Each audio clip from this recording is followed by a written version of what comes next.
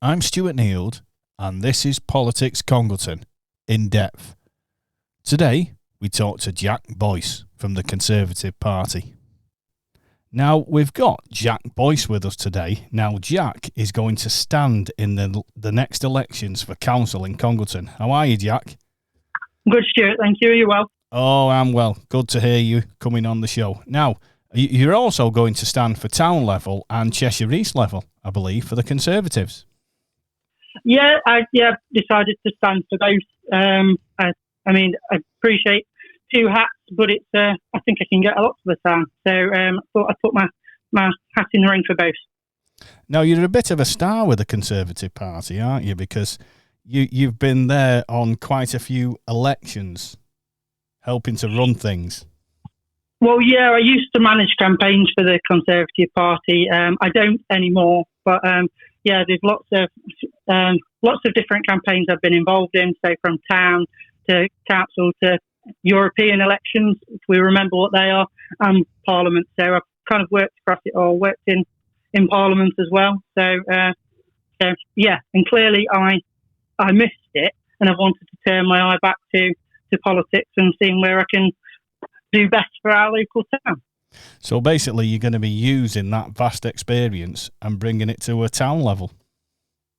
Well, that's it, yeah. And I no longer work in politics really, but I work with local authorities up and down the country and work with different people, different politicians and parties and also trying to get the best for their towns. And I just think I can take little bits from each of those sorts of situations and apply it to Congleton, and I think it'll work in a win situation for the town. It's just seeing those opportunities on my travels and then wanting to bring it home. Do you miss Westminster at all? No. No, I don't really, to be honest, Stuart. And to be honest, even when I worked in politics, the bit that I liked was local politics. I think actually in Westminster, a lot of the stuff that's debated and talks about is removed from what affects the day-to-day living of normal people. And I think local politics was what I was interested in when I worked for the party. And local politics, things like getting roads right, getting schools right, making sure that wonderful things that we've got on this weekend, like the 750th anniversary celebration, getting those things right are the bits that make a difference to day-to-day living. Now, you've worked with quite a few names that people will recognise in politics. Theresa May. Yeah. Boris Johnson. I've worked with them in touching distance, if you like. So I mainly worked for the Secretary of State for Transport. So I got lots of opportunities to rub shoulders with people who've gone on to then become Prime Minister. I will say not as much with the two that are possible Prime Ministers this time. I've met Rishi a few times, never met Liz. Well, you met Rishi at, it was a couple of weeks back at the Swettenham Arms, you were with him. I was, yeah. It's an interesting sort of scope at the moment for them, going around talking to all different members and trying to get a handle on what their best possible pitch is, I think. It was quite interesting listening to him in Swettenham Arms and listening to what he's got to say. And I'm sure people listening are probably sick to death of hearing from politicians at this stage, but they always are far more sincere, or I've found far more sincere in person than they appear at a distance. And it was quite nice listening to talk about what he wants for the future of his two daughters and things like that, rather than these kind of big picture things where it's often feel abstract to everybody, I think. I mean, he did drop a bit of a clanger the other day when it was about the levelling up. I don't know if you heard that interview. It's doing the rounds. I did hear it. I think there was lots of people with their head in their hands at that point. I mean, I'm not sure about the wider context of it. My head was firmly in my hand when I saw the snippet of video that I saw, and I'm sure many formerly Red Wall seats that are represented by Conservative MPs at the moment were probably thinking the same. Yeah. I couldn't believe it myself. I thought, why would he say that we want to take from the poor areas? We want to undo what the Labour Party did. I can understand them wanting to undo some Labour Party policies that they don't think benefits the country, but to turn round and say we want to undo a Labour Party policy that put money into deprived areas to give it to one of the richest areas, do you think he's shot himself in the foot with that? I think he has shot himself in the foot with it with a number of different people. But the reality is, I think the problem with this leadership election has been people saying things that they think people want them to say. Yeah. And actually, that's not really what anybody wants from a leader. Yeah, yeah. And I've got my ballot paper through, and it's on my desk next to me, actually. And I've not really decided who I want to vote for. And the reality of that, and I'm a big advocate of voting and using the opportunities you've got to have your say, obviously. But I'm not sure that we know everything that both of them are wanting to stand on at the moment. If I received my vote 2-3 weeks ago, then I'd be voting for a very different set of policies, if you want, than I want for now. I know what you mean. It does seem like they're trying to play the populist vote, because one of the things that both Rishi's doing and Liz Truss, they've turned round and they've said that there needs to be, or if you vote them in, there'll be tax cuts. That's what will come in, tax cuts. And yet the Bank of England has put interest rates up. Now, the reason, you'll know this, the Bank of England puts interest rates up is because it wants people to stop spending. It doesn't think it's the right time to spend. And that's why, like I said, you'll know that already. So why are these two potential leaders saying let's have tax cuts, unless they're just trying to do the populist vote to get in? I suppose there's a challenge here, isn't there, in the fact that politics by nature is, to a certain extent, and I say this quite cautiously because it's meant in context, it's a popularity contest. I think the challenge with this popularity contest is, so you'll have seen all the polls of what different Conservative Party members think and who they think are the right person to be the next Prime Minister. Well, I honestly don't, and this has been regularly brought up to me, and I know a lot of Conservative Party members. I don't know anyone who's ever been polled. And it's a group of 160,000 people, so they say, and there's this assumption that the Tory party membership is quite right-wing. And in reality, that's not really been my experience. So I feel as though they're almost chasing these polling figures. And understandably so, they know what the finish line is, they know what they've got to do to win, because there's a poll every day. I'm just not convinced that it's necessarily representative of the group of people that they want to vote on it. And I think the biggest important thing about this is, and this is why, and we've not talked about it, why I wanted to kind of do the poll on the Pride Market stall, is actually this bit isn't the important bit. The important bit is having someone that everybody else, or X million amount of people, deem as the right person to be leading the country. All right, not everyone's going to agree. And also, who's going to get set a vision that's going to win a next general election? I mean, the thing is, talking to a lot of Conservatives, and a lot of Conservatives, and some are quite high-ranking, and going right across the broad. And let's remember, it's a broad church, the Conservative Party, like you pointed out. Same with the Labour Party. These are parties that are broad churches.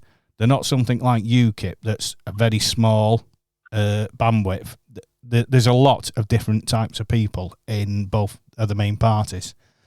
And a lot of people are angry that Boris Johnson's gone. Well, yeah. So there's been for context, we had a Conservative Party market store on Pride Market. at the Congleton Pride celebration a few weeks ago, and we kind of put a ballot out and gave people the opportunity to come and have a chat with us about whether it's Rishi or Liz Truss for their choice to be Prime Minister. So it wasn't a party political thing.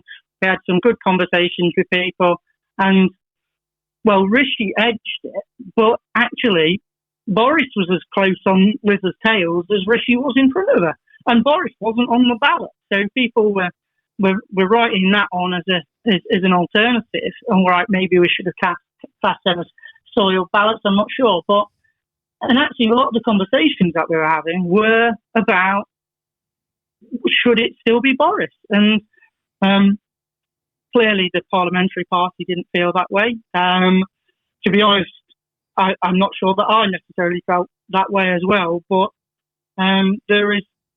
he is an incredibly popular person, and we need to understand whether we've got the kind of support for his replacement. I mean, people, they like to make out like he's some type of buffoon, but he's anything but a buffoon. I mean, somebody that was born Alexander Piffle, I think that was his name, wasn't it? And can rebrand himself as Boris Johnson and take the working class. Let's remember that. He's like a working class hero, a Conservative that's a working class hero. Take those and win a massive majority. That takes brains. It was an incredible result for an 80-seat majority. I think one of the things that the two new candidates need to take into account is the fact that, well, which seats are we looking at this time, and who do we want, and which ones do we want to win? Obviously, it'd be nice to keep all 80, but there's some I expect that would be wanting to win back. Clearly, from a polling perspective, we're not at the position we were at the last general election, and so it's understanding where we are, and actually in times of crisis, kind of remembering what we stand for. And I think that's what the Conservative Party has, at least recently, been very good at. I mean, there is to say that the governments of David Cameron, Theresa May, and Boris Johnson are similar just because they under the bracket of the Conservatives.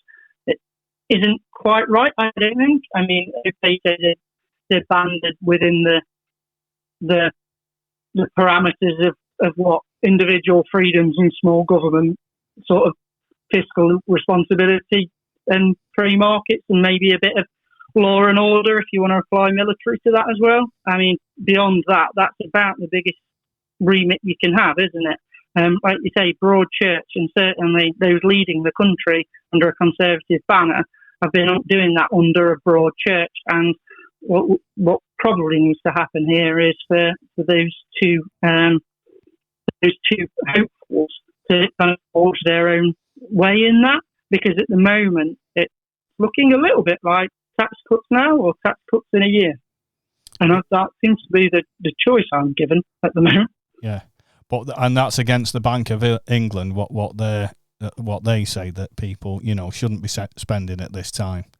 So it's not really the best for the country. So it's like both of these potential prime ministers are not doing what's best for the country. Well, I think they'll have their kind of expert economic advisors, and there'll be arguments for either side, won't they? I don't know. I think they just need to.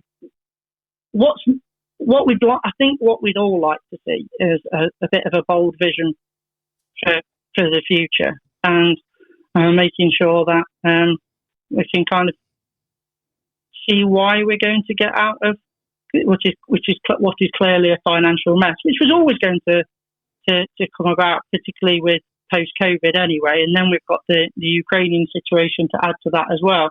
So this crisis that we're in, we just need a bit of a big vision for how we get ourselves out of it, and also what we're looking like in a few years' time. I mean, there must be some worry now at Conservative HQ. They didn't have this worry before when Boris was in charge, but there must be some worry now that red wall will be building up again. Because I know, talking to once again, people in the Labour Party, some high-ranking ones as well. There was a fear if Boris Johnson was in power, because Sir Keir is not seen as having much of a personality. He's a very clever man, but it all comes down, like you say, a popularity vote. Now, I mean, interestingly today, there's been the first sort of poll that's shown any sort of advance on which candidate is likely to beat Sir Keir at a general election. And I think today it showed Liz Truss is seen as more of as a prime minister in waiting than Keir Starmer. Rishi slightly less so. Earlier in the leadership campaign, it was shown as the reverse of that. So I think with all these things, it's first day on the job doesn't necessarily show what you're capable of doing. I think at the last leadership election, it was very much an easy one to see that Boris was going to be an election winner. Yeah. I suppose the key bit here is being able to win elections and making sure that that you're able to guide us out of the mess that we're in, if you like, from a financial perspective. Doesn't necessarily mean the same things. And actually, Boris's popularity, in the way that Boris is more of an anomaly. So probably trying to chase that Borisness, if that's the right way of putting it, Stuart. Chasing the Borisness probably won't be the way of doing it. That said, there has to be a drive. So the Rishi comment on spending elsewhere, I mean, the former Red Wall seats have had lots and lots of money spent in them, and I'm sure the residents of those communities would be saying, I'm surprised I had no money spent in my constituency for a very, very long time, and now I've had an awful lot of money spent in my constituency under a Conservative MP. I know that's happened up and down the country, and I've spoken to MPs who've won those seats. So I'm not sure necessarily that what Rishi said at that was representative of reality. I think it's probably more representative of saying things that he thinks people want to hear. Yeah. And I think they both need to start talking about the delivery elements rather than what people want to hear. Do you think what people say in politics now, they can get away with saying more since Boris has been the Prime Minister? I mean, Liz Truss herself, she was caught saying one thing in the morning and backtracking on it in the afternoon. Do you think the bar's been lowered now that anyone can go for be Prime Minister and just say anything and say, well, they're just trying to win votes and they can get away with it? They can just come up with any magic that's in their head and they think that the public will fall for it? I think it's probably quite the opposite. I think that there is so much scrutiny now over what they say that in years gone by, no one would have probably even flagged it. Everything is recorded, snapshotted, analysed, scrutinised, and posted on the internet before the sentence is even finished. I don't disagree with the point, though, of there needs to be some sincerity and some honesty in what politicians are saying. And they need to know what they stand for. I think we've chatted before, haven't we, Stuart? I think I remember saying to you on a different occasion, I heard a kind of senior Tory politician once say, and I expect this to apply to Labour and Lib Dems and to every political party. I used to know what to say when going on a television interview because I knew exactly what the party stood for. I didn't need to be briefed beforehand. And I think they're expected to know so much now, and they're asked so many more questions. But at the same time, I think there's so much complexity to politics that probably doesn't always need to be there. Yeah. And I think the social media, that's another thing, because, I mean, what Rishi said there, if it hadn't been for all the phones and stuff like that and whatever, taping things and it being passed on social media, that would have probably died a death. yeah, it wouldn't have gone anywhere, would it? But the reality is, you've got to live in the society. You've got to live in the society you live in, haven't you? Yeah. You've got to be wary of those sorts of things and making sure that you kind of cover. You just don't say things that are stupid. Which is easier said than done sometimes, because everybody so. makes mistakes. Yeah, I've probably just done that myself, and I'll get a call from a party soon telling me off. But yeah, you've got to be mindful of what you're saying. But I mean, it's a different time now, isn't it? There's increased sensitivities and all stuff like that, and we've got to be mindful of that.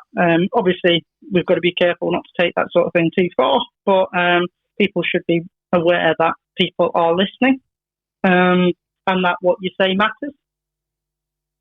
We need to get a balance. That's the thing. Yeah, absolutely.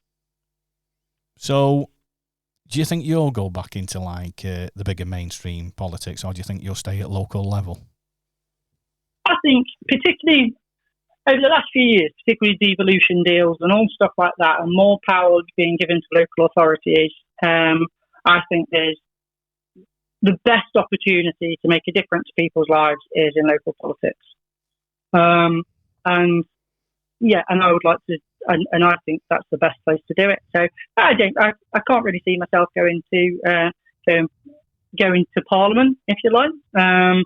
But I mean, never say never. But it's I think for me the best place I can put my energy is in local politics. Which would you put first? Would you put Congleton Town Council first, or Cheshire East, if you had to choose between the two? I think there's great benefits between the two. So I think there's a real opportunity with sitting on both for you to be able to get the most out of it. So you can, but wearing those two hats means you can provide more, I think. But like I say, I don't particularly think there's any favouritism one way or the other. What would you want to do though, if you are voted in? What would you bring to the town of Congleton or Cheshire East in general? So I think what we need to do. So I work with different communities and listening to different communities about what needs to happen in their area. I think one thing that we need to do is listen more. And in terms of that listening, in terms of what we're doing, we also need to get the simple things right. For example, the roads at the moment aren't what they should be. We need to make sure those things that people see their council tax going into are the things that are repaired and done right. For example, as well, there's the tip, for example, which is going to be massively missed by residents. And things like that, they're the things that they associate their council tax being paid for. But in actual fact, then we see adverts and stuff like that saying that there's schemes to pay people X amount of money. Was it 400 quid to quit smoking? Yeah. I mean, things like that for me, it's if you can't get the basic stuff right, go on to the other stuff. And we need to kind of get those things right before we are looking at the kind of supplementary things. And even if we should be looking at supplementary things as well, I'm very of you. If we're heading into a cost of living crisis, then the nice to have are probably things we need to dial back on, because people should be able to choose what their nice to haves are. And those nice to haves may be things like being able to get their kids Christmas presents rather than pay for someone else to stop smoking. Yeah. Now, I mean, the tip, that is a real bone of contention with the people of Congleton. They really do feel they've been let down by that. They feel let down that the Conservatives sold the land and that the Labour Party have not done anything about getting a new tip. So it's like both parties, they're blaming them both. Well, it's not just the Labour Party either, because the Labour and the together, so it's both of those not finding an alternative solution.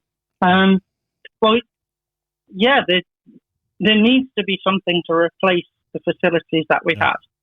Simply, it can't go any clearer than that. Now, obviously, what a tip is, with the level of recycling that we're doing and all stuff like that, do we need a different tip to what we had before? Yeah, probably, if we're looking ahead to what we're going to need in 20, 30 years or whatever, which is the kind of vision we should be looking at. For example, I recycle pill packets, cheese packets, all sorts of things that we've got boxes for in my utility room. Stuart. And yeah, we need to kind of have a look at what that looks like. But yeah, I mean, it seems ludicrous that in an age when we're talking about sustainability, that we're getting rid of sustainable things within the town. Yeah. And saying, well, if you want to use them, you've got to drive X amount of miles up the road. It just doesn't really make sense to me. I think both, like I said, once again, the major parties there, Conservatives and Labour, have dropped a clanger. Conservatives selling the tip and not getting a replacement earlier, and Labour just drifting along, and this is what other people are saying, and not getting a new replacement tip. Well, obviously, I wasn't part of that Conservative administration. In fact, I wasn't even around when that happened. But as you understand, there was money in the budget to be able to buy a new tip, and it's obviously not been used by the Labour and Independents to buy it. They've chosen not to. I know the Independents at town level have all been at loggerheads with the Labour Party with this. Over it, the Independents I've got to come out and say that is something they have done. They've all been, and the Lib Dems as well. And the Lib Dems have been, as of we kind of have been trying to push it. Yes, the Conservatives have now as well. It's been like the Independents, Lib Dems, and the Conservatives now have all been at loggerheads with Labour over the tip. But the decision to close the tip or to not find a new tip site was made by Labour and Independent administration. And the Independents actually went against that administration to keep the tip. They're still sat with them though, aren't they? Yes, I agree with that. But they were overruled. They went against the administration and voted to keep the tip, and they've been fighting for the tip. But like you say, Labour, it's an alliance, but the Labour Party hold the bigger amount of that alliance, so they can kind of like outvote. Well, isn't that the challenge? Isn't the challenge here that you vote Independent and you get Labour? Because they're sat in an administration with them. They're not able to make those changes, but also they're not able to bring anything to Congleton. So every time, even if they were trying to get those changes done, what you're finding is all the funding's going to Crewe and Macclesfield because that's what Labour want to do, and they're not willing to not sit in that administration, not be party to those discussions. So they're propping them up, and as part of that, it's not being effective. So I mean, they could be propping the Conservative Party up, because basically you could be voting Independent and get Conservative Party, because I'm sure the Conservatives would go in an alliance with the Independents if they needed that propping up. And the Independents didn't want that, and they decided to kind of take their run with Labour. And I'm not sure what those discussions were previously. And actually, if the Independents did support a Conservative administration, then we'd be back to getting more stuff for Congleton. I mean, under a Conservative administration, we had a tip and we had funding for replacement. We got a new leisure centre. We got a bypass. I mean, what are we getting now? Do you think the Independents are let down because they've no party whip, because it's all individuals that think for themselves? Do you think they're let down because of that? Where with the Conservative Party and the Labour Party, even at local level, if the top man says, right, I'll vote this, they all stand in line and do that. Do you think that makes the Independents weaker or stronger? I think there's more joined up thinking within most independent groups, including this one, than what the term independent suggests. They're in a group together. They work together. It isn't everyone on their own. It's more coordinated than I think that would suggest. I think there's a challenge in the fact that it's quite sparse. It's quite disparate over the Cheshire East area, so they'll have different priorities and stuff like that. But I think the biggest challenge with it is a lot of the independent areas benefit from this, but a lot of them don't like ours. Is actually the Labour have got no interest in investing in typically conservative areas like ours, and they won't. And independents aren't in a place to be able to get it for us. A lot of people have defected from the Conservative Party to the Independents, so because they've not liked that with the party whip.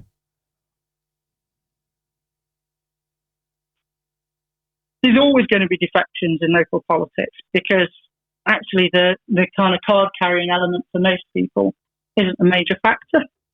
I don't know that. I mean, Stuart, I'm not in a position to comment. I'm not in the group. I don't know the answer. But defections are always a thing that happen in local politics. I think the important thing is, as we say, it's delivering for the community you represent, isn't it? Exactly. So, how do you think the Liberal Democrats have done at local level? I don't know, to be honest. I think in terms of I've seen Robert Douglas in the paper, and I think there's always going to be a challenge when it comes to representing something when you're such a minority group. I think one of the things I've noticed, though, about local politics, ones like Lib Dems and Independents, and to a certain extent Conservative, they've all been more willing to work together with each other, and that's got to be a better thing, hasn't it? At town level, that is. I think one of the most important things, and I wouldn't be putting myself forward if I didn't feel this way, is the way to get things done is to collaborate, and for people with a diverse range of experience and skill sets to get together to deliver for a town. Now, obviously, and I think it's really important that relies on differing opinions on a variety of things, including politics. I am certainly not an advocate for a one-party state, and I think generally the more things go one party and one party total, then generally you lose that competition and that will to get better for the communities that you serve. But I think collaboration is really important, and I think making sure that lots of different skill sets and views and all that sort of stuff is really important. I mean, people have been really enthusiastic about me wanting to do this kind of thing that I've spoken to, and one of the reasons is because I'm 34 years old. Most of the people that go into local politics are a fair way north of me, I think. So it's not just about having different political views, it's having different, dare I say, religious views on a variety of different things, having community aspects that aren't represented elsewhere. It's about that kind of element of diversity that allows us then to get the best for the community and all of it as well, because that's another aspect that's really important, that we need to make sure that all the communities, that all the people within the community are represented, and making sure that's taken care of. Well, that is the thing. It's very rare that you get younger people standing for council. Yeah, there's a huge lack of younger people wanting to be involved in politics.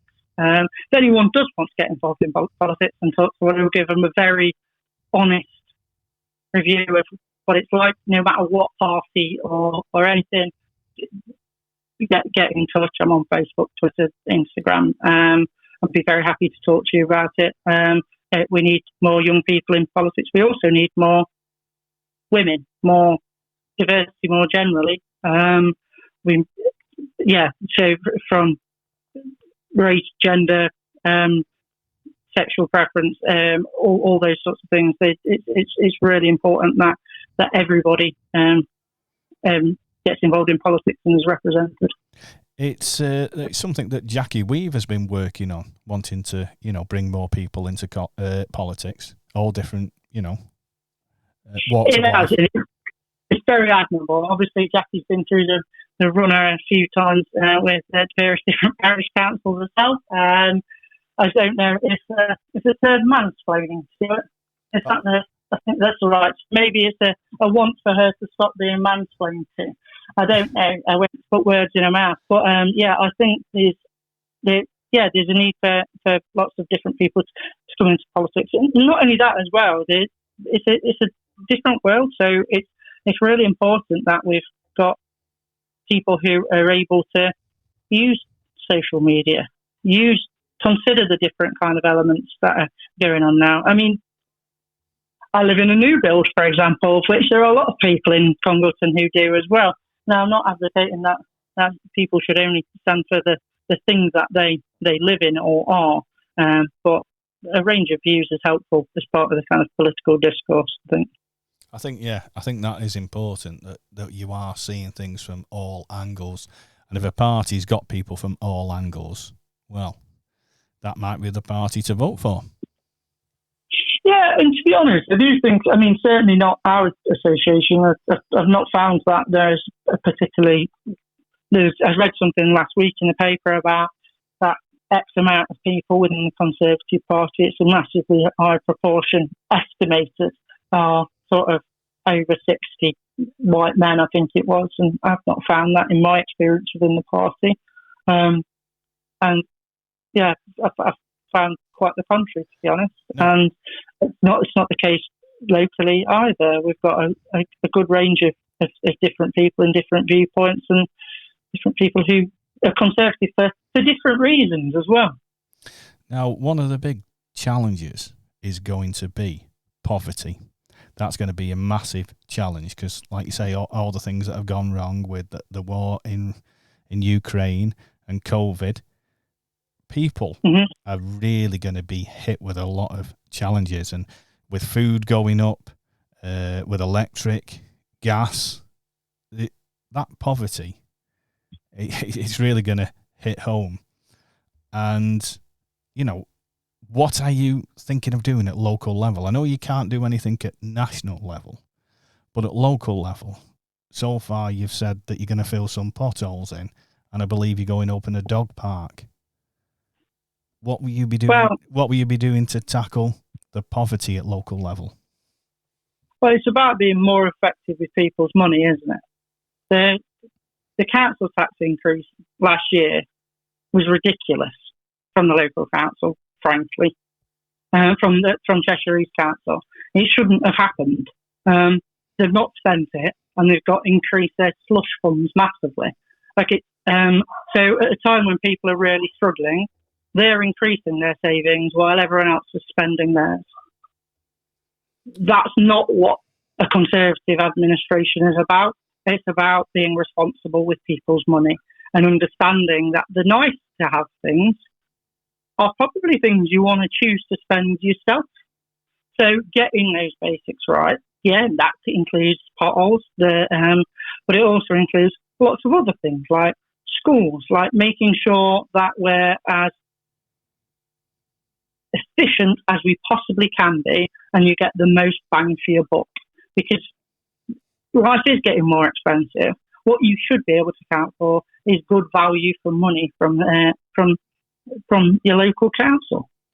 Do you think the dog park that you're planning, the dog exercise, do you think that will be good value for money?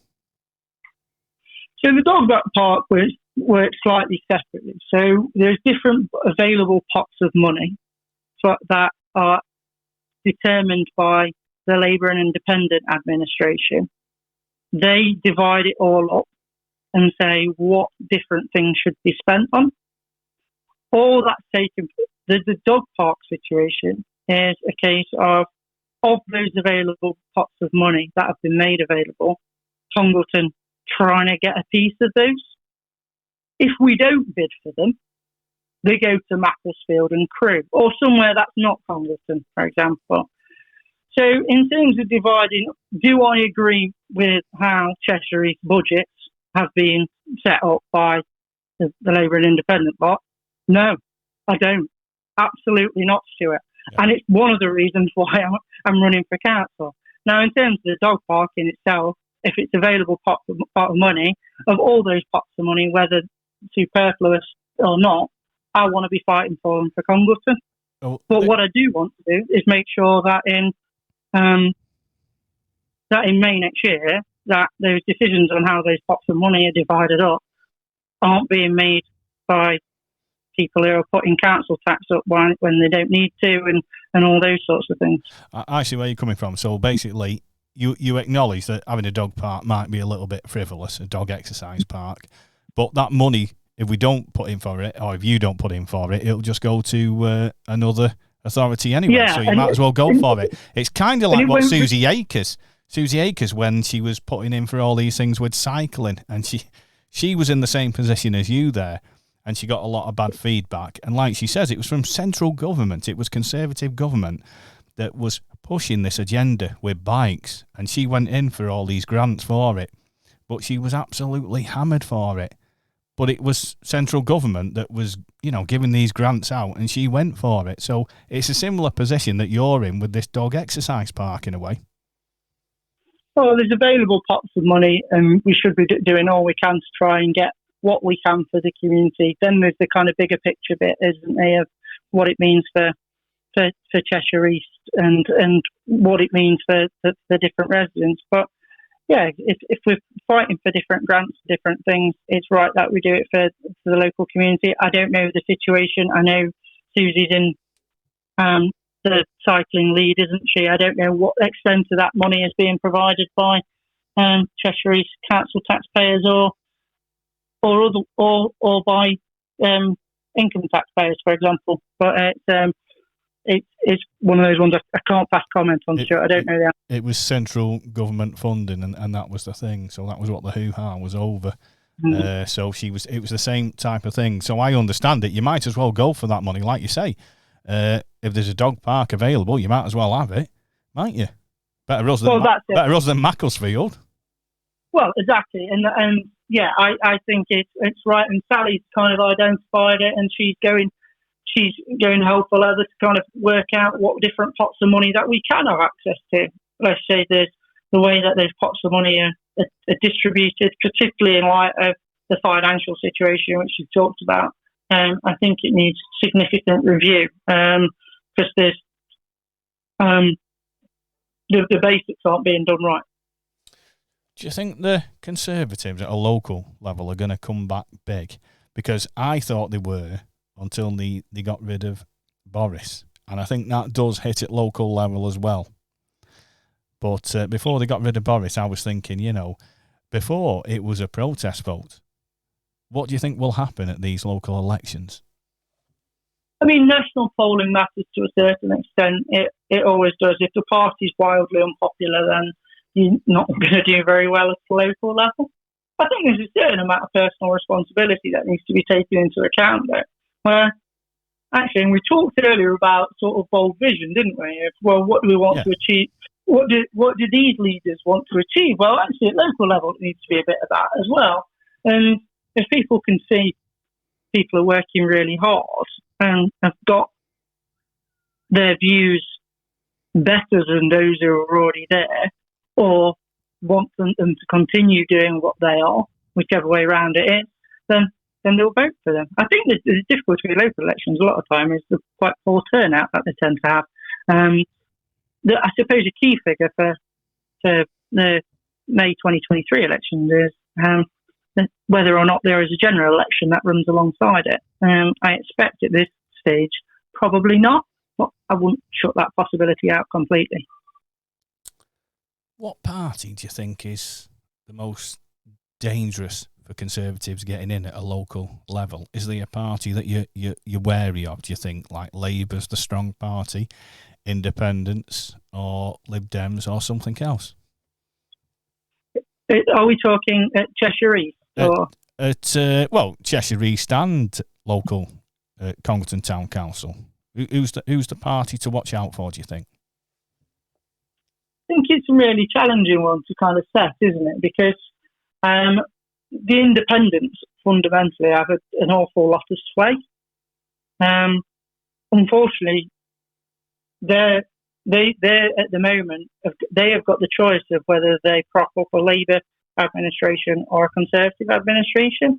So if things remain the same as what they are now, and I wouldn't think polling would be significantly different today than what it would have been when in 2019, if they've got the choice of whether they want Labour and more funds going to Macclesfield and Crewe, or Conservative and more funds coming to places like Congleton, then I'd say that they're the ones, they're the holders of that destiny, aren't they? They're the kingmakers, as it were. Yeah. Yes. Do you think that's a good thing or a bad thing? At the moment, it's not a very good thing for Congleton. Would be my thought. It's very good for Crewe. That's what I'm more bothered about Congleton. But if there was more independence in Congleton, what would happen then? The same as what's happening now. It wouldn't make a blind bit of difference. And that's the challenge, isn't it? When your vote doesn't mean anything. But you've said the independents will be the kingmakers. So yes, so the people voting for them will not end up getting more funding for Congleton. And we've got it. Like I said, we can't push out the Lib Dems because they did rather well. Yes, they didn't do too badly, but they're not going to result in changes at Cheshire East. And it's things like the budgets and things like that are being decided. That will give us some of the opportunities to get the things right. And what I want to do is get back in administration and start making those decisions. Well, it mostly has been the Conservative Party in administration. It's this is just the Labour Party and the Independents this time. So you think it's going to swing back? I hope it swings back. I suppose that'll be the kind of public to decide, won't it? Like I say, part of that will hinge on what the Conservatives and what we're saying is going to is our manifesto, our pledges to the public, and whether they think we're in the right place to do it or not.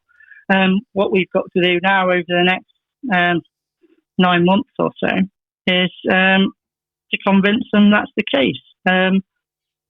It's something that's going to take a lot of work, and I know people take their responsibility to vote very seriously. So what we need to do is make sure that we convince them that we're the right people to manage the council and manage that important part of people's lives. Now, one of a big bone of contention has been the gritting.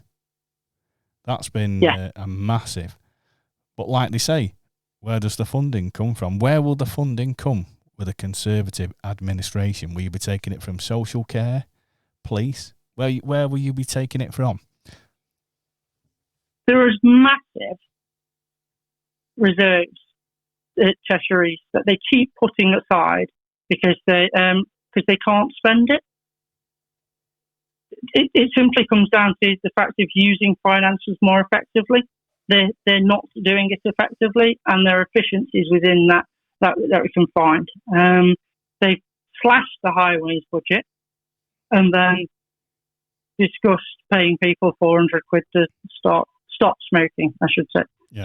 I said start, although it did make me consider restarting smoking. But there was opportunity of getting an extra 400 quid from it. Yeah, it might pay for a holiday. Well, a cheap holiday. Pay for a couple of packs of fags and a weekend away. But it's it's doing those things right. It doesn't mean that people have to pay more money. In fact, it's like I say, there's opportunities to make sure that council tax bill becomes isn't a massive burden, or at least preventing it from becoming any more of one. Their way of thinking, how they're coming at this, is that if they can stop people from smoking, what a benefit it would be for the NHS and government funds that are wasted when people are ill through smoking, with heart attacks, cancers and things like that. I appreciate the point, Stuart, and I understand that the policy was initially aimed to stop pregnant women smoking. But aside from that, interestingly, smokers actually have, as I understand, a lower overall cost to the NHS of non-smokers now, because people live so long. Yeah, and also there's the obesity crisis. There's any number of crises, isn't there? And actually, I think there needs to be a bit of a look at things. We need to start letting people take responsibility for themselves and the decisions that they make. And I think that's right. I think there's probably a little bit too much preaching. Well, I think, one of the things that does put people off nowadays is the nanny state. Like you said, people want to have their own free will. Absolutely. And they don't want to feel as though that they're constantly on tenterhooks. One of the frightening things as well is the cancel culture. Where do you stand on that? I think it is. I think one of the challenges that we've got, particularly with politicians,